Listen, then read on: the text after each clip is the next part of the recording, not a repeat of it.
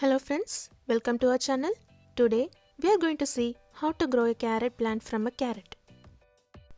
To grow a carrot plant, what we normally do is buy carrot seeds from the shop and plant it. But here we are going to see how to grow a carrot plant right from the carrot that we buy from the vegetable shops.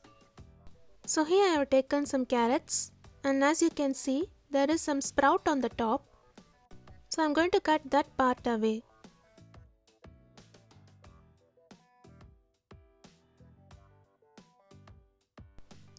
So you can see that I have cut that part, and this is the one I am going to plant it in the pot.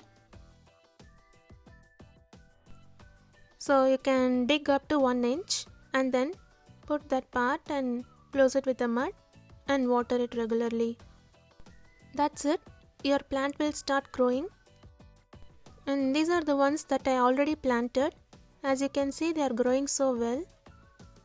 So friends, if you happen to buy the carrots that has sprouts on the top, please do try this way and you can have your own carrot plant at home. Hope you enjoyed watching this video. Please subscribe to our channel if you are yet to do so.